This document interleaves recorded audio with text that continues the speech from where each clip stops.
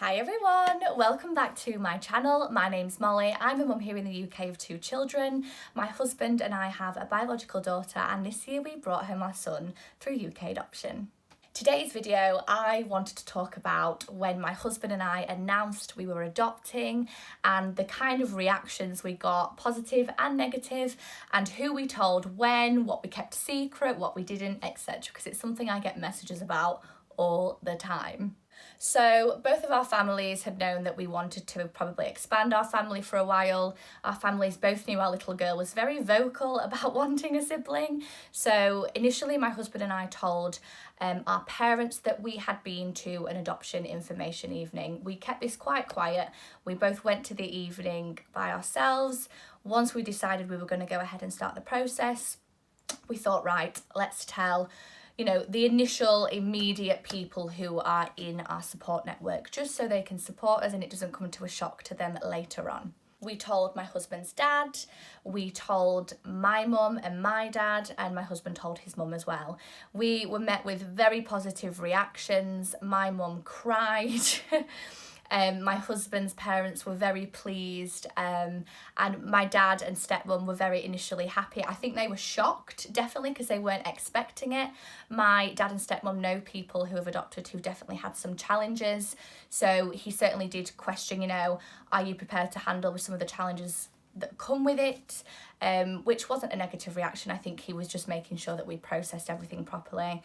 We said, yes, we have, and they said, brilliant, well, let us know what we can do to support you. This was in November 2019. We started stage 1 in December, so it was pretty much just before we officially started stage 1 that we decided to tell our parents.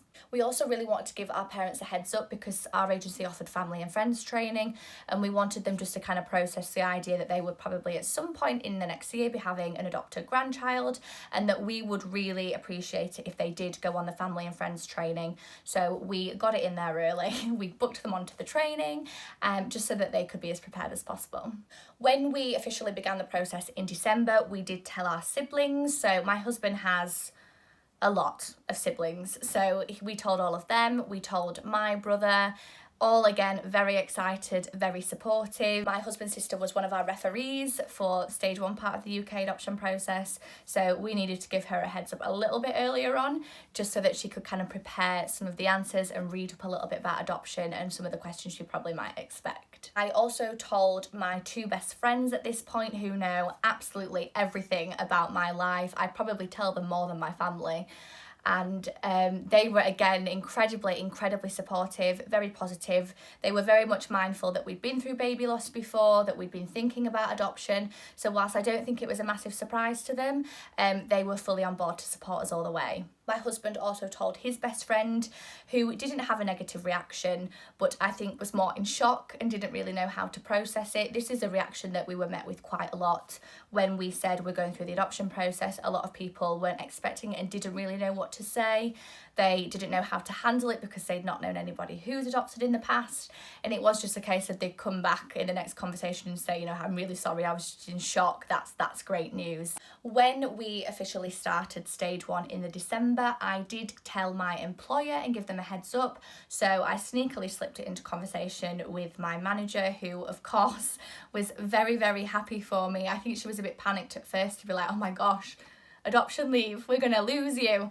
But she was very happy in the end. I told HR, and I wanted to tell them because at some point within the next year I would most likely be going on adoption leave. I would be taking the leave, and I told them that I probably wouldn't be able to give them much notice, so I really wanted my employer to be as prepared as possible. I told them when we started, and I kept them updated throughout the process with my panel date and just any kind of timeframes of linking for when our social worker had given us some profiles of children.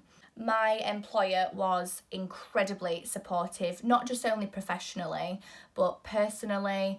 The chief exec of my company, HR, and my manager were all very in tune with what was happening. They were always asking me how they could support me. They needed to give me an employer's reference as well, which they did happily.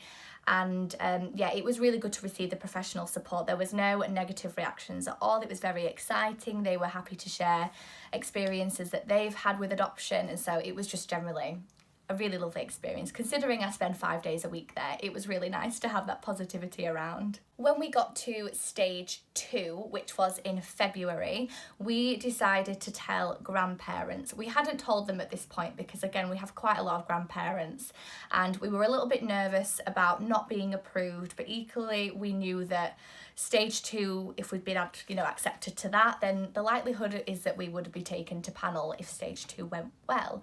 So it was almost lockdown at this time as well, and we just wanted to give our grandparents something to be really happy about. So we went and told my husband's grandparents, who cried. And then we told my gran, again over the moon, cried, and my grandma I told down the phone, who again cried. So a very positive reaction all in all. I was a little bit nervous about telling grandparents because sometimes you think grandparents can be very traditional. Adoption for them will have been a completely different adoption experience to it is now. An adoption generally in society for them growing up will have been when adoption was a secret, and it'll be a completely different process. So I was a little bit worried that they'd be quite negative, but no, they were incredibly supportive, so excited. They kept ringing me weekly for updates. Yes, so we were met with a lot of positivity. We then didn't tell anybody anything until after matching panel. We knew that at approval panel we'd already kind of informally been linked with our little man. We'd already had a matching panel date booked in, so we knew that we had something to work towards. And so after matching panel, that is when I knew I was going to be going on adoption leave. I'd given notice to my employer and I thought, flipping heck, I better tell my colleagues that I'm disappearing in 2 weeks. So I told all of my colleagues. They were absolutely over the moon. We decided not to tell anybody publicly on social media because we wanted complete control of who knew the information from us directly. So we did take a picture of our big girl in front of the fireplace with her big sis top on. She had big sister balloons and all of the presents that we'd given her after matching panel to gear her up for her little brother. And we made a little e-card that we just distributed to family and friends near and far. We sent this by email or text just because there was a lot of people, and we just spent the day going through the most wonderful supportive messages from people who were definitely shocked, but they were positively shocked. I think again because we have a biological child, a lot of people did not expect us to adopt. So when we sent this message out saying we've been matched with a little boy, we're bringing him home in 2 weeks, people were like, oh my gosh, we've not had time to prepare, what do you need? Again, I'd not had 9 months of being pregnant, so no one kind of knew what was going on.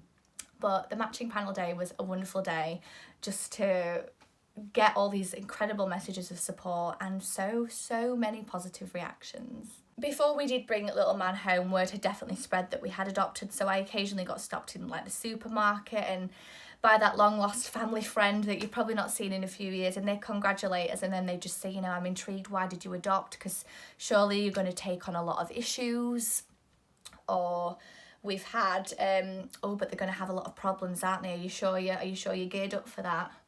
We've also had, but how are you going to deal with their real mum and dad? Or, is it going to be, addicted to drugs? And all this kind of questions, which again is all to do with the negative stigma attached to adoption. So we were fully preparing all of these responses in our head, ready to handle them when they presented themselves. And they always presented themselves at the weirdest of times, in the middle of the high street, in Tesco, at dance class, nursery pickups, etc. So we had talked about some of the responses that we would use, and I'll do a different video on that later on. But we did have some of the challenging responses to our adoption announcement. Surprisingly and gratefully and thankfully, not from our immediate support network, but definitely from the wider community that know who me and my husband are. I always see these challenging responses to us adopting as an opportunity to educate. So as I said, my husband and I have always been prepared for some of these scenarios. We've always said, if this is raised with the children present, this is what we'll do. If somebody asks this is what we'll say. Normally, if somebody has a negative response, we will educate them. If they ask too personal or inappropriate of a question, we will just kind of say, well, actually, it's our little man's story, so we're not going to share that with you. He may choose to share it when he's older. That's a common one that we do. We really had to learn to not take these negative responses personally, you know, people don't mean to have bad intentions. I don't think they mean to offend. And I'm sure they would be absolutely appalled with themselves if they did know that it had personally offended us. It's just generally that there's a lack of education around adoption and all of the terminology that you use nowadays. When we did have some of these negative responses, even before little man was home, I had already had that maternal instinct. So if somebody did query, oh, well, isn't this child going to be a bit messed up? My mama bear instinct would already be riling inside of me, and I'd have to breathe really calmly and then try and respond politely.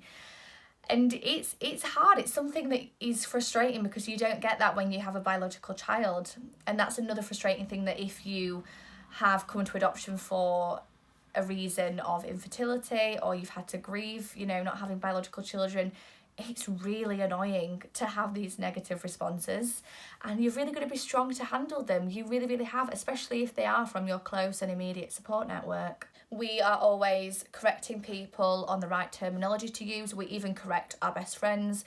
We correct our close family who might accidentally say real mum or refer to birth mum as mum, and we just say, well, actually, I'm mum. You know, we use birth mum not to confuse the kids because they know them as birth mum, birth dad, etc.